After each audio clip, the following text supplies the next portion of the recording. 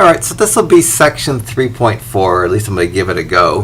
When I decide to redo my videos, I kind of start to obsess about them and I just want to get them done. And I literally took my calculator out of my office so that I wouldn't do this video, because this is a video that we do a bit of graphing, that we don't really need our calculator, but maybe it might be nice to have a calculator. And so I'll see what happens. If I'm happy with the video because I'm doing it without my calculator, then I'll keep it. If not, I'll re-record it. So the section is for 3.4 is called Piecewise Defined Functions, and these are functions that are defined differently for different values of x in the domain. And it's not particularly hard algebraically, but just conceptually it's kind of clunky, especially the way the notation is kind of presented in this section. So each of the first 6 problems gives me a piecewise defined function. So this function right here in problem 2, this is considered a piecewise defined function. It's defined using 2 separate functions, although I could have a piecewise defined function using 3 or 4 separate functions, or even more than that. But it's defined as the function f of x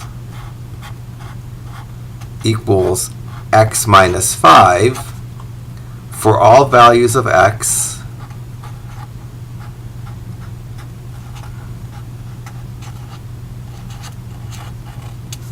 that are, for all values of x, that are less than or equal to 5.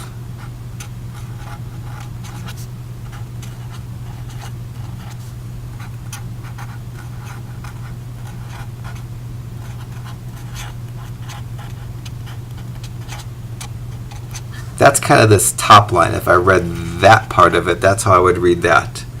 If I read through the bottom part, it would say the f of x function equals 2x minus 4 for all values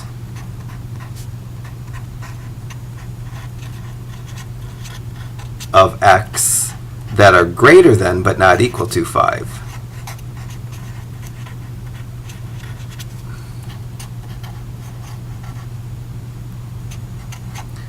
And so for each of the problems in number 2, parts A, B, and C, I'm asked to plug a value in for x into the piecewise defined function.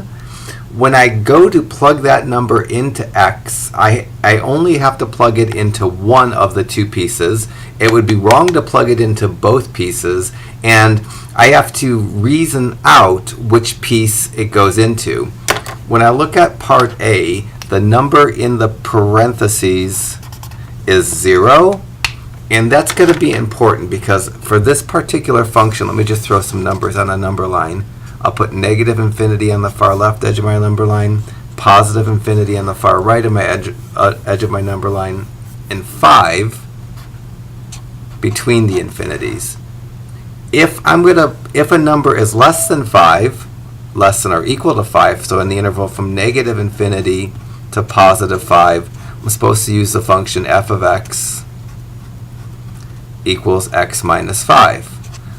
However, if the function is strictly greater than 5 up to infinity, I'm supposed to substitute in the function f of x equals 2x minus 4. If I look at the number 0 that's presented in part A, on the number line 0 is somewhere in between negative infinity and 5. So the function that I'm plugging into, or the piece that I'm plugging into, is the 0 minus 5, the x minus 5. So f of 0 is going to be found by replacing 0 with the x and the x minus 5. And because this x doesn't have a negative in front of it, a multiplication or an exponent associated with it, when I do my substituting, I don't need a parentheses. My answer to 2a is just going to be the number negative 5, and it probably would be better to write the problem and then followed by the answer. Part B wants me to plug 5 into this function, which involves figuring out whether I'm plugging it into the top one or the bottom one, and that's the tricky one. The top function is for any values of x that are less than or equal to 5. The bottom one is only for values of x that are strictly greater than but not equal to 5. Because the top function has the or equal to and the bottom one doesn't have the or equal to, the 5 has to go into the x minus 5 function. And when I showed this on my number line, I put a square bracket around the 5 on the x minus 5 function because the or equal to, and a round parentheses around the 5 on the 2x minus 4. And if I'm given a number that kind of splits both intervals, I want to pick the interval with the or equal to, which graphically is the same as the interval with the square bracket. So I'm also going to plug the 5 into the x minus 5 function because it's part of the domain of that top function. So I'm going to go f of 5 is 5 minus 5, and my answer is going to be f of 5 equals 0. The last part of this, number 6, or part C, which is 6. 6 is in the interval between 5 and infinity, and those are the numbers I use for the 2x minus 4 function. So I'm going to say f of 6, and I'm going to plug into this x of 6. F of 6 is going to be 2 times 6 minus 4. So f of 6 is going to be 12 minus 4. And my answer to part C is going to be f of 6 equals to 8. It would be completely okay if you just wrote 8 for your answer. It's kind of nice to write the problem next to the answer, but it's absolutely not necessary. So I'm going to do something similar for problems 4 and problem 6. Hopefully you can stumble through problem 1. If not, watch me do problem 4, maybe that'll get you going. The function in problem 4 is named g of x for no special reason other than I wanted to pick a different name, and it's defined in 3 pieces. And if I segmented these pieces on a number line, I'd have one interval from negative infinity to 0 that the function I'm going to use is g of x equals to 2x.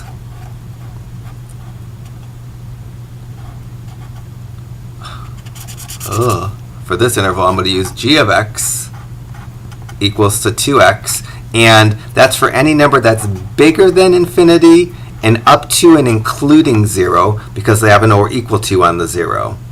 The middle intervals for any numbers between 0 and 3, bigger than 0, less than or equal to 3. In the middle interval, I'm going to go up to 3. I'm going to use the function g of x equals to x. I'm not going to count 0. If I get 0, I'm going to use the 2x function. But if I'm given 3, I'm going to use this function because it have to be bigger than 0 and less than or equal to 3.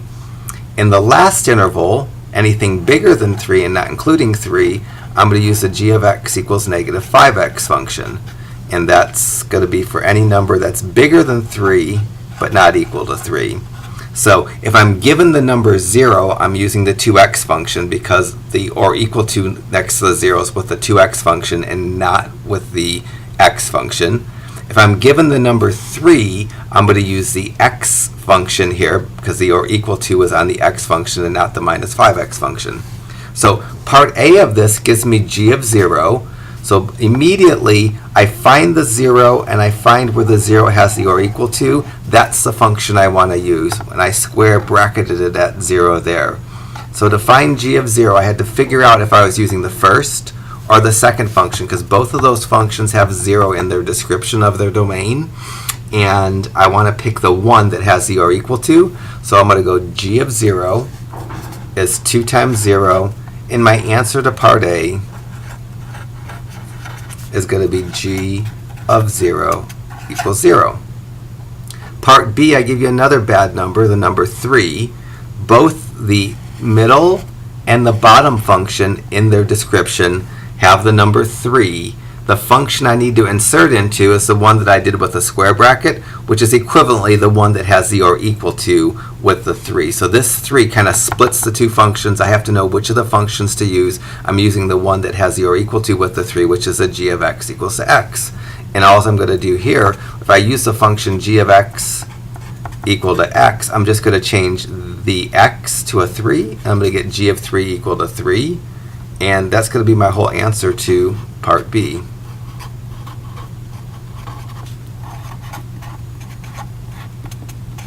For part C, I'll find -2 on my number line, and -2 isn't a 0 or a 3, so it's going to be clear what function it goes into. -2 is somewhere between -infinity and 0, so the function I need to use is the 2x function.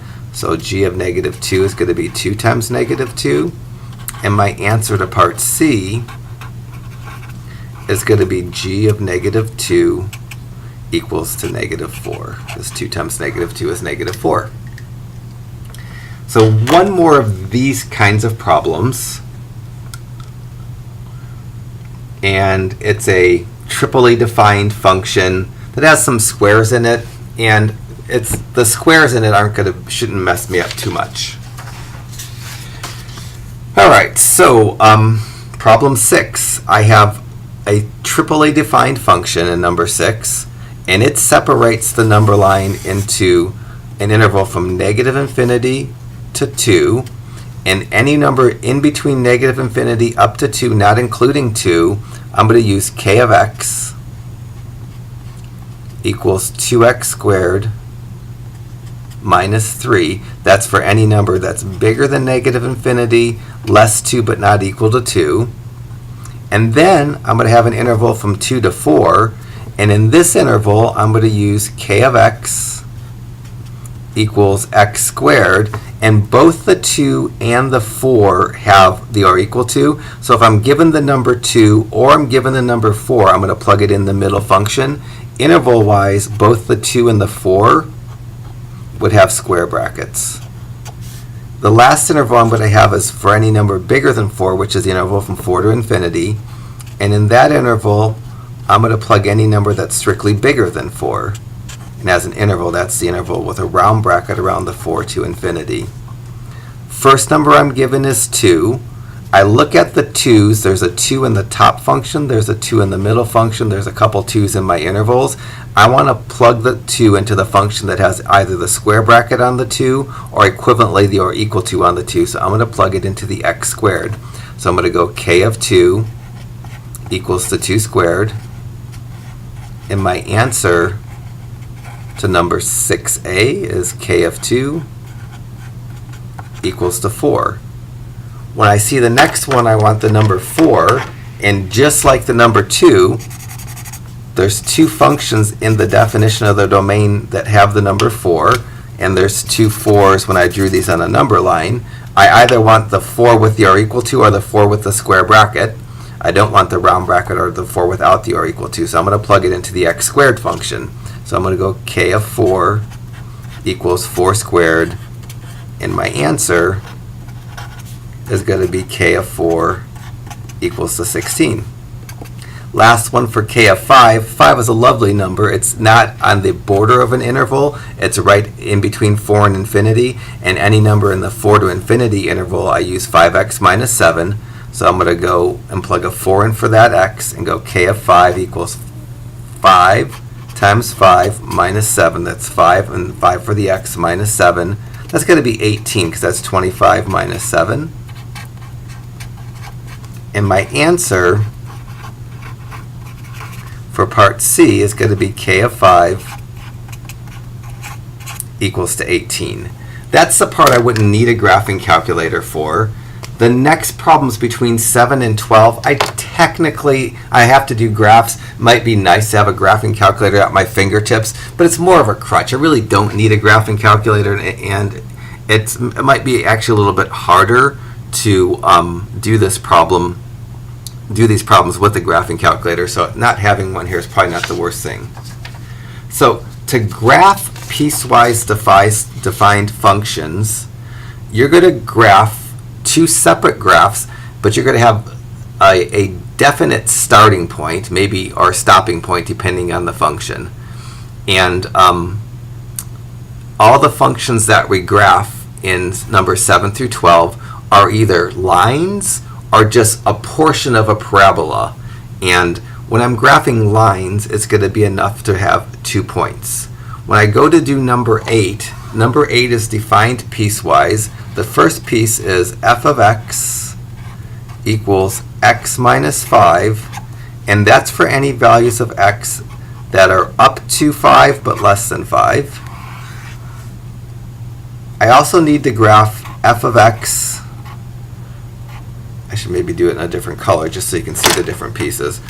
I'm going to graph f of x equals 2x minus 4, and that's going to be for values of x that are greater than 5. So somehow this x equal to 5 is going to be a big deal. X equals 5 is going to be the end of this graph and the beginning of this. So the point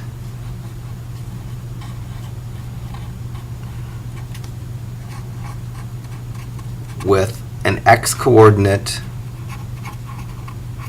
of 5 will be the end of this graph, and the point with an x coordinate of 5 will be the beginning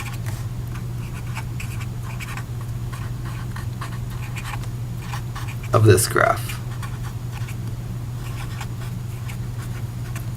So this is a function that's defined in two pieces.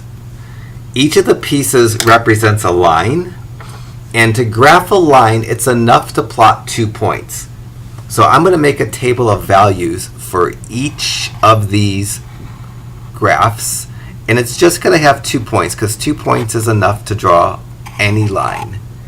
For both of them, I'm going to plot the point 5 comma something, because 5 is the x coordinate of the point at the end of this graph, and 5 is the x coordinate at the point at the beginning of this graph. So I need to mark out the edges, and then I need to get one additional point to finish up my graph. And to get one additional point, I'm just going to plug a random number into this function that's within its domain, which means a random number that's less than 5. I could plug in 4, 3, 2, 1. I'm going to plug in 0.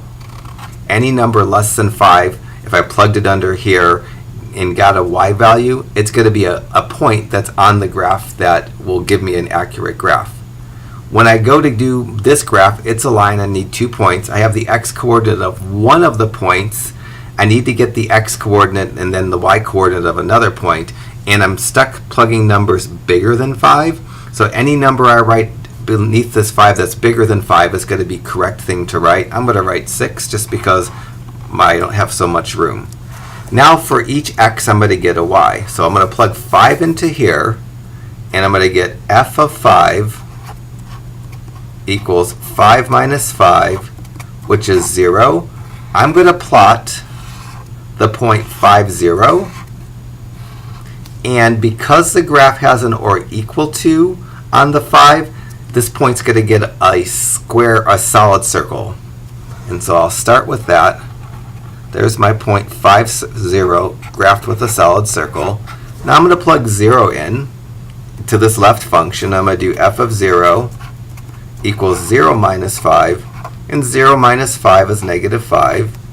Points that aren't on the boundary, points that don't have an x coordinate of 5, will always get solid circles. I'm going to plot this point 0, negative 5, and I'm going to connect this point, which is the end of this graph, all the way back to the left.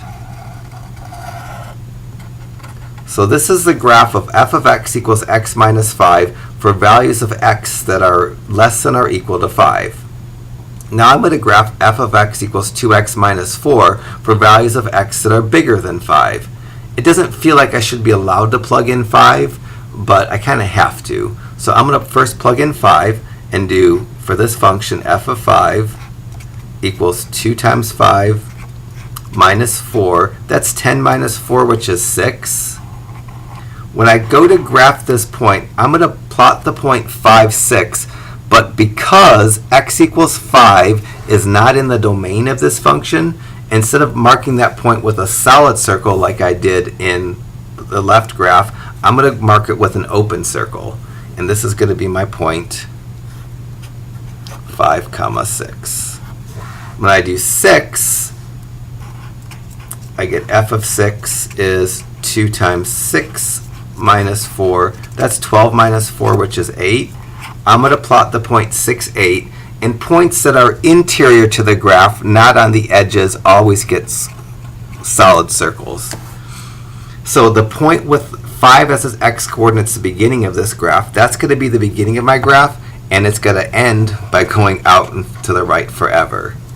So I kind of fit perfectly. The point with the x-coordinate of 5 here is the end of this graph. So that's the end of this graph. And the point with the x-coordinate of 5 is the beginning of this graph. So I'm doing 2 graphs, one for each function. Since both of these are lines, I just draw 2 lines.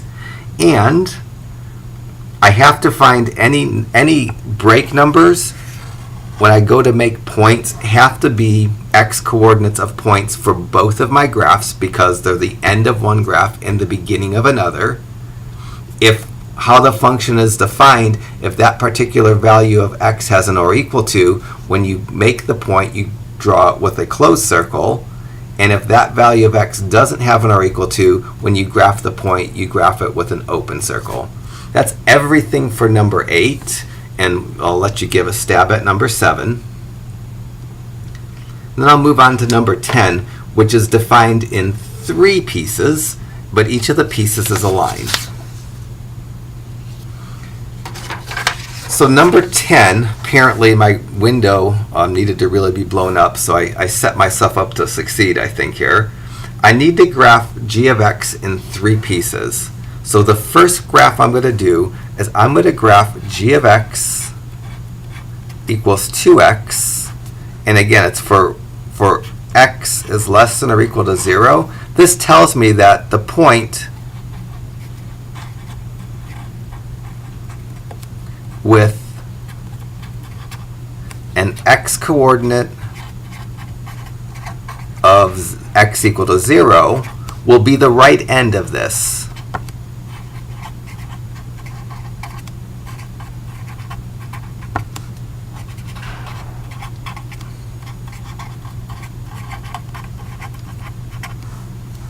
When I go to graph it, I have to find 2 points because it's a line. One of the points always has to include this end number, and when that point is actually graphed, I'm going to get a square bracket because of the or equal to. And then I need to pick any number that's less than 0 because the point with an x-coordinate of 0 will be the right end of this, and then any number less than 0 will be satisfactory for another point. I'm going to pick -1. Let me finish this graph before I go to do the middle graph. So into the function g of x equals 2x, I'm going to go g of 0 equals 2 times 0. That's going to give me 0. And then I'm going to go g of -1 equals 2 times -1, and that will give me -2. For this graph, I'm going to plot the point 0, 0 with a closed circle because of the or equal to on the 0. And I'm going to plot the point -1, -2. Best I can estimate, -1, -2. Again with a closed circle. Points that aren't on the boundary always get closed circles. And the point with the x-coordinate of 0 is the right end of this graph. So there's the right end of this graph, and it goes on forever to the left. So that's the first of 3 pieces. The middle piece, I have a beginning and an ending x value. So the graph of g of x equals x plus 1 for x in between 0 and 3. It's going to be a graph that extends between x equal to 0 and x equal to 3 horizontally. And it's not going to go forever. It's just going to have a starting and a stopping point. The far left point for this graph will have an x-coordinate of x equal to 0 because that's the smallest number in this interval.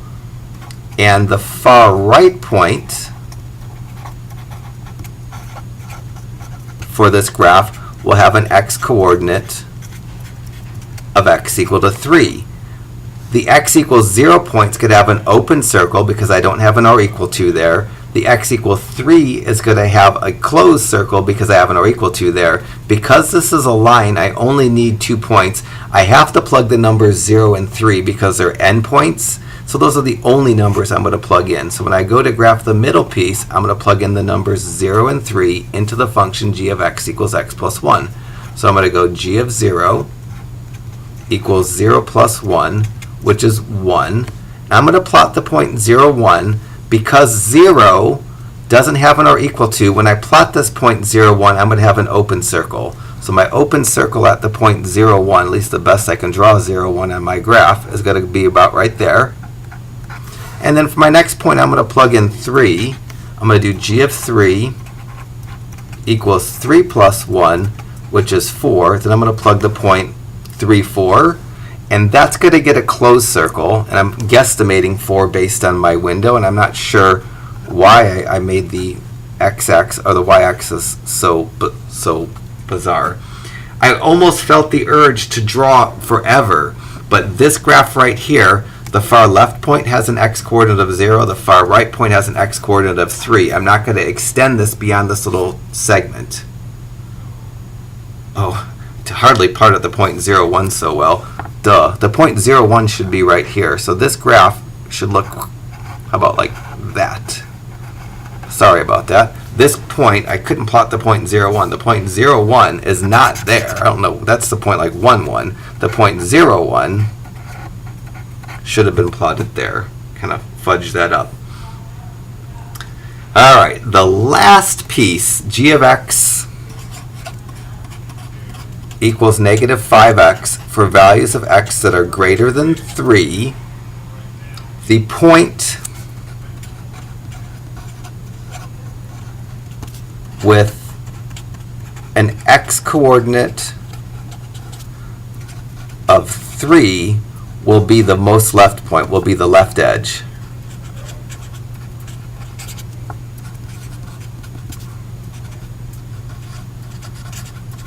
Of this graph. When I go to do a table for this, I have to plug in 3 because 3 is one of the numbers that's defined for this particular function. When I graph it, I'm going to get an open circle, and then after that I need any number bigger than 3. I'm going to plug in 4 for my number bigger than 3, and I'm going to take those two numbers and plug them into g of x equals negative 5x. So I'm going to go g of 3 equals negative 5 times 3, which is negative 15. One of the points I'm going to plot is the point 3, negative 15. Because the 3 doesn't have an or equal to, it's going to get an open circle. So I'm going to go down to the point 3, negative 15, and draw an open circle right there and say this is the point 3, negative 15. And then the next point I'm going to draw is g of 4. Plugging 4 into this, it's going to be negative 5 times 4, which is negative 20. I'm going to plot the point 4, negative 20. Any point that's internal to the graph gets a closed circle. It's the points on the boundaries, the 0s and the 3s, that I have to worry about open and closed circles. Closed circle when you have an or equal to, open circle when you don't have an or equal to. And I'm going to finish up this graph. I'm going to have the starting point at the point right there, the point 3, negative 15, and it's going to go on forever to the right and down. So there's the 3 pieces. The left piece goes forever to the left, the middle piece just sticks in this tight little middle, and the right piece goes down and to the right forever. Alright, so one more problem for me, and you have 2 problems. You have number 9 to do. For these problems, the graphs, a couple of the graphs have x squareds, if not all of the graphs have x squareds, and when you're graphing functions that have parabolas, it's probably nice to know where the vertex is, or the x-coordinate of the vertex. And each one of the functions in number 11, the x-coordinate of the vertex is at 0 because there's an x squared term and not an x to the first power term. And so when I go to do number 11, or you go to do number 11, the interval that has x equals 0 in it, we're going to have to be careful with because we're going to get a vertex of a parabola, because each one of these functions is a parabola. It only has one x squared term and not an x to the first power term. And parabolas that have an x squared term and not an x to the first power term have the x coordinate of the vertex is 0. Let me just do 11 for you, just so you don't have to worry about it so much. I doubt that this window is going to be suitable for a problem 11. So let me just change this to 1, 2, 3, 4, 5, and -1, -2, -3, -4, and -5. So I'm going to do problem 11. I won't do problem 12. And the graph window that I set up here was set up to do problem 12, but let me do number 11. To do number 11, the first thing I'm going to graph the function k of x equals x squared minus 2. It's not a line, it's a parabola. Parabolas have some bends to them. 2 points aren't going to really get me the bend that I want, so I'm going to graph 3 points that are in the interval. The first function, I have to plug in the -1 because it is the edge, it's actually the right edge of this graph. So this point right here is going to be at the right edge. And then I can plug numbers that are less than -1. I'm going to plug two numbers less than -1. I'm going to plug in -2 and -3 and see if they can fit on my graph very well. So let me try to graph this using 3 points as opposed to 1 point. The first one I'm going to do is k of -1, and k of -1 is going to be -1 squared minus 2, which is 1 minus 2, which is -1. The first point I'm going to graph is a point -1, -1, right on that dot there with an open circle, because I don't have an r equal to there. So there's the point -1, -1. Now I'm going to move on to find out the y coordinate for -2. I'm going to go k of -2 equals -2 squared minus 2. That's 4 minus 2, which is 2. The next point I'm going to plot is the point -2, positive 2.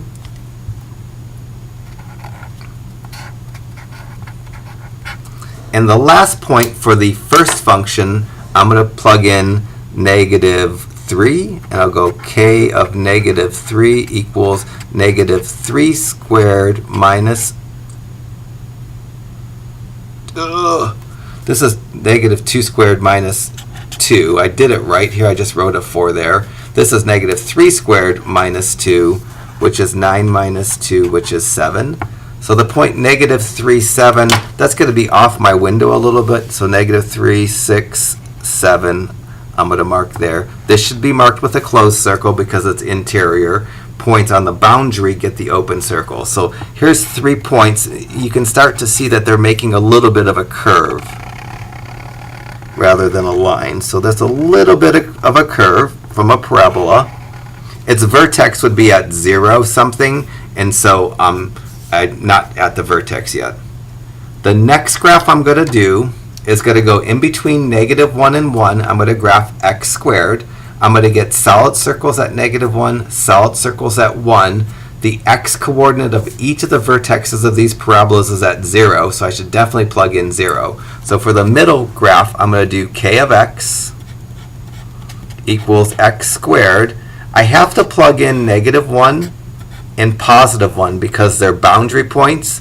And for parabolas, I like to graph at 3 points. The only integer between -1 and 1 is 0.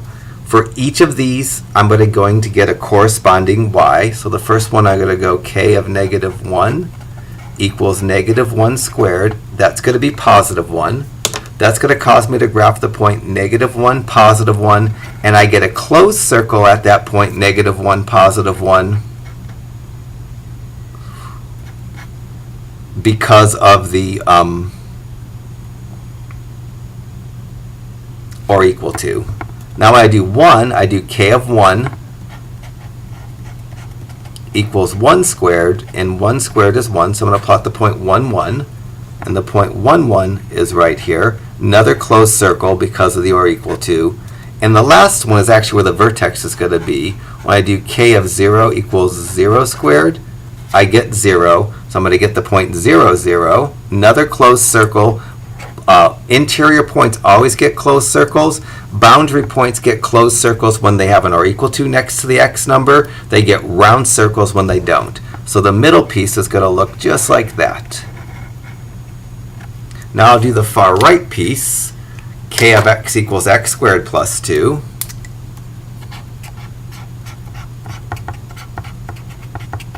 I have to plug the number 1 in because that's along the boundary. And then I need to only plug in numbers bigger than 1. I'm going to plug in 2 and 3 because for parabolas I like to get 3 points. For the first point I'm going to go k of 1 is 1 squared plus 2. That's 1 plus 2 is 3. The first point I'm going to graph is the point 1, 3. I'm going to get an open circle at that point 1, 3 because next to the 1 I don't see an or equal to. Next point I'm going to plot is going to be 2 squared plus 4 plus 2. That's 4 plus 2, which is 6. So I'm going to plot the point 2 comma 6, which is, I guess, about there.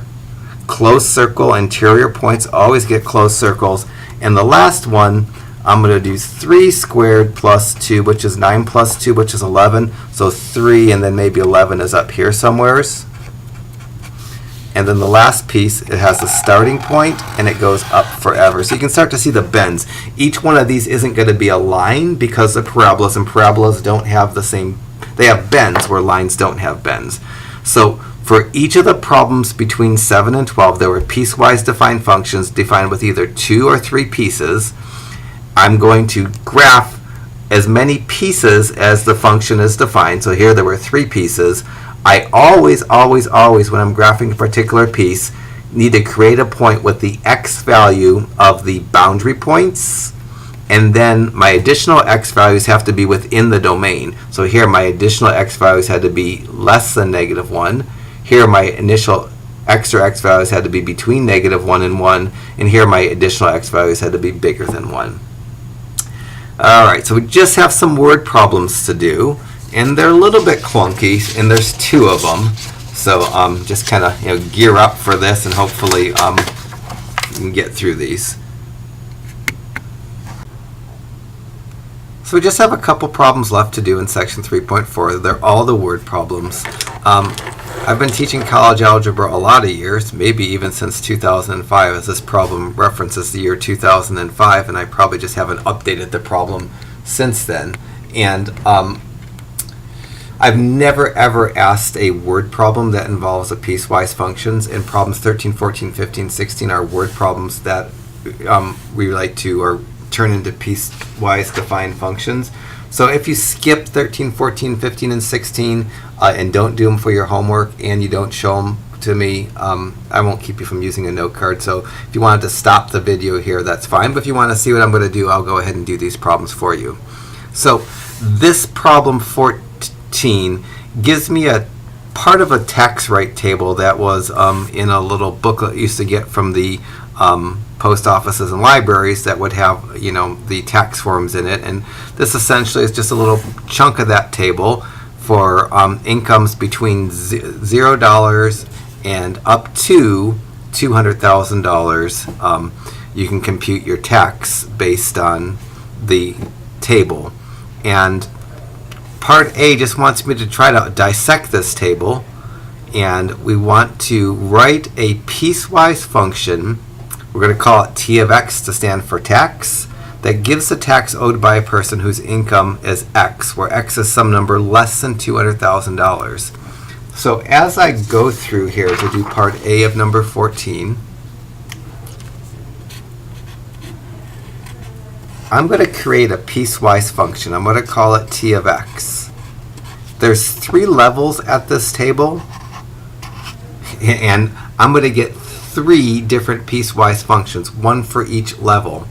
And the first level is going to be for incomes that are bigger than 0 but less than 28,000, less than or equal to 28,000. So the first income is for incomes that are at least 0. If you don't have any income, you're not going to pay tax, and less than or equal to 28,000. The middle domain is going to be for incomes bigger than 28,000 but less than or equal to 60,000. So bigger than 28,000. We do that by putting a 28,000 to the left of an X with a less than sign. This says 28,000 is less than X, which means X is greater than 28,000, and then less than or equal to 60,000. And then the last one is going to be for incomes that are bigger than 60,000 but less than or equal to 200,000. Its domain is going to be between 60,000 and 200,000, not including the 60,000 because that was included in the previous one. Now to get the actual function that applies to that domain, the easiest function is for the first level. In the first level, any money between $0 and $28,000 gets taxed at 10% of the income amount. It's just 10%, which is 0.01, times the income is going to be the way I would compute the tax for any value between 0 and $28,000. Missed a zero there. In the next level, I'm paying $2,800 plus 20% of the amount over $28,000. So this is going to be a little bit more complicated. It's $2,800 plus 20% of the amount over $28,000, and if my income is X, and say my income was $40,000, to figure out the amount over $28,000, I'd go 40 minus $28,000, it would give me $12,000. My income was $50,000. To figure out the amount over $28,000, I'd go 50 minus $28,000. For any income that fits in this bracket, it has to be, I can't fit this here. Let me write this on another sheet because I need to give myself enough room here. I'm just going to duplicate some things and give myself more room to write this better.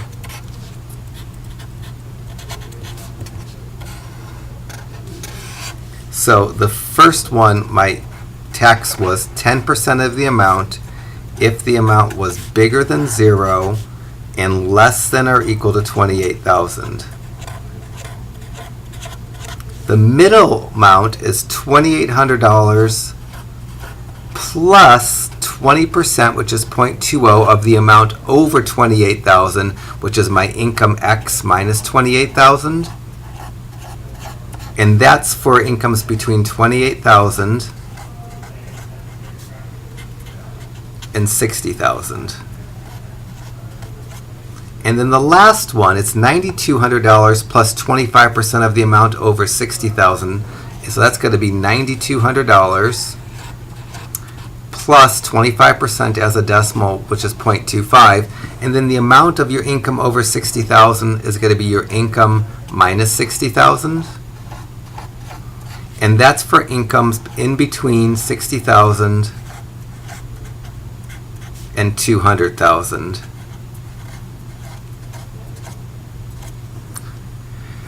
All right, so that's the function I need for problem 14.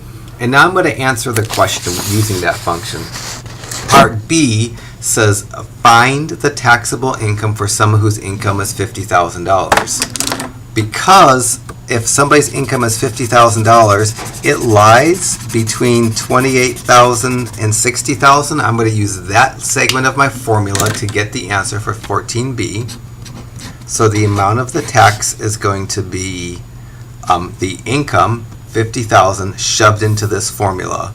So the tax on $50,000, or T of 50,000, is equal to 2,800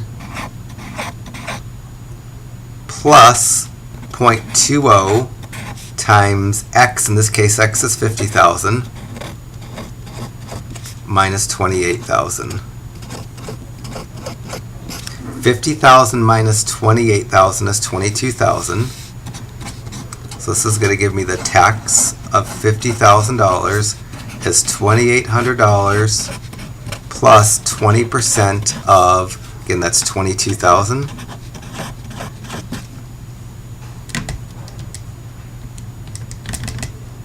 This comes out to $4,400 if I do this. So the tax on $50,000 is $2,800 plus $4,400. That comes out to $7,200. So the tax on $50,000 worth of income is going to be $7,200. When I go to answer this, the tax on $50,000 of income in 2005 is $7,200. So that's everything for problem 14. So I took this table, first interpreted the first two columns as the domains for each of the levels, and then I created a function. The first one was just a straight multiplication because it was for the amount over 0. For the next ones, it's an addition and a multiplication of the amount over the tax over the bottom of that category, which I had to use a x minus to pick up. And then for part B, I just had to figure out where the income lied on this table, and then I figured out the tax. So problem 13 is going to feel just the same. So why don't you pause the video and do problem 13. And then I'll do 16, which will be just like number 15. And it's a similar problem, and it wants us to make a piecewise function. And for problem 16, if you're working for a company that you're paid hourly, for the first 40 hours you're getting paid $10 per hour. And then if you work more than 40 hours but less than 50 hours, you're getting time and a half. And time and a half is going to be $10 an hour times time and a half, or times 1.5. It's going to be $15 an hour. And then it says if you're asked to work 50 or more hours, you're paid double time. And double time is going to be $20 an hour. I need to make up a table so that if you tell me the number of hours, I can plug that number of hours into my table and I can compute what we're going to make. Quite honestly, we don't need a piecewise function. I know if you were working at a job that you got paid this way, and if I said you worked 46 hours, you'd go, okay, my first 40 hours are $10 an hour, so that's $400. My last 6 hours are overtime, they're at $15 an hour, and 6 times 15 is 90. So you don't need a table to answer the question, how much are you going to get paid for working a certain number of hours? But let me do this. So I'm going to make a table and our function, and the function I'm going to call it maybe pay, P of x, so paid based on x hours we're working, where x is the number of hours that I worked in a week.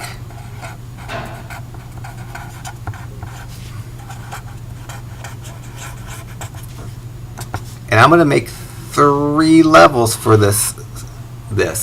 The first level is going to be for working less than or equal to 40 hours. So if the number of hours I work are less than or equal to 40 hours, I'm just getting flat $10 per hour.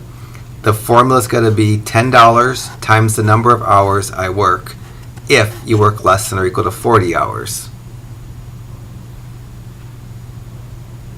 If you're working more than 40 hours and less than 50 hours, just write less than 50 hours, because once you get to 50 hours you get double time, you're getting paid $15 an hour.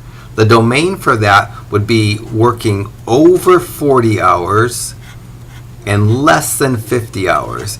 If I work 50 hours, I get double time. If I work 40 hours, I get straight time. So I'm putting no or equal to's there, because at 40 hours, I'm still at straight time. I'm not getting $15 an hour.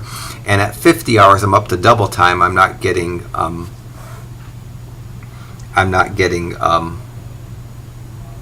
and a half. And to figure out this formula, I'm going to get $15 an hour for any hour over 40 hours. So it's going to be part of the formula. It's going to be $15 an hour for the amount of hours over 40 hours.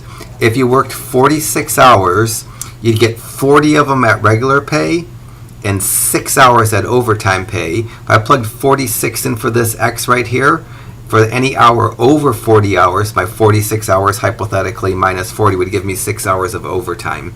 So this is the overtime pay. It's $15 an hour for any hour over 40. That's the number of hours I work minus 40.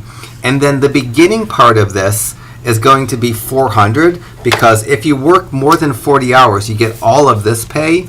You get all of the $10 an hour for 40 hours, which is $400. So I'm going to get my regular pay, which is $400, plus the overtime or the overtime that's less than 10 hours worth of overtime. To get to the last level, if I work more than 50 hours, then anything over 50 hours gets double time pay. It's going to be $20 an hour for any hours that are over 50 hours. To figure out how much money I'm going to make on the beginning hours, if I work more than 50 hours, I'm going to get all my 40 hours of regular pay, which is $10 an hour times $40. $10 an hour times $40, which is $400.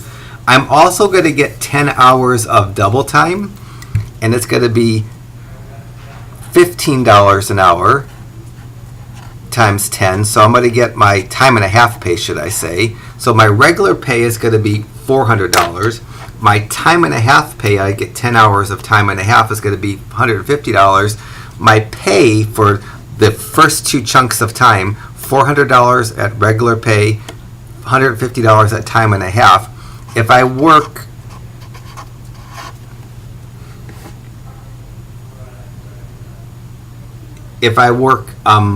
more than 50 hours, I'm getting $550 plus any amount of double time.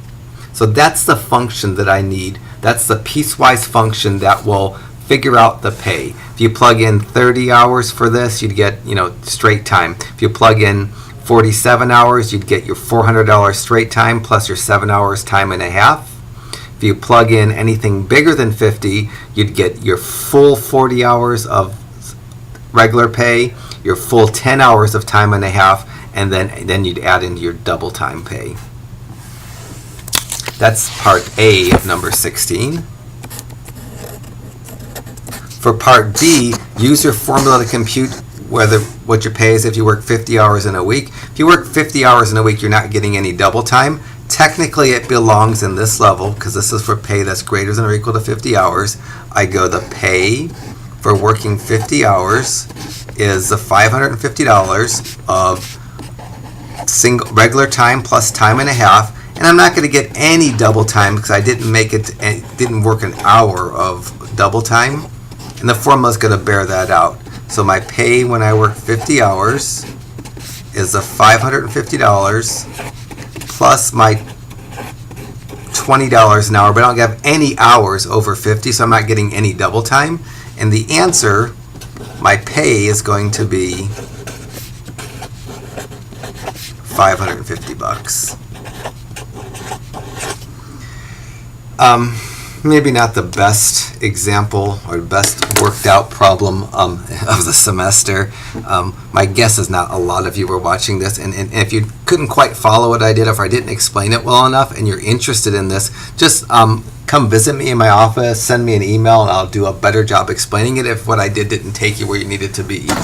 I'm going to flash up problem 15 real quickly because that's what you're going to need to do if you're finishing up this section. It's essentially exactly the same problem, except instead of having 10 hours at $10 an hour for 40 hours, you start getting overtime after. Oops, this should say less than or equal to 45. So you're paid $7.80 an hour for hours less than or equal to 45. And then, no, that was actually right. Dumb. So up to 35 hours your regular pay. Between 35 and 45, you're getting time and a half, and over 45, you're getting double time. So up first 35 hours regular pay, time and a half between 35 and 45 hours, and double time for 45 hours or over. So that's the setup for problem 15, and I'll stop talking before I start making more mistakes. So section 3.5 is next, and it's a really long section, so give yourself lots of time before you get started with it.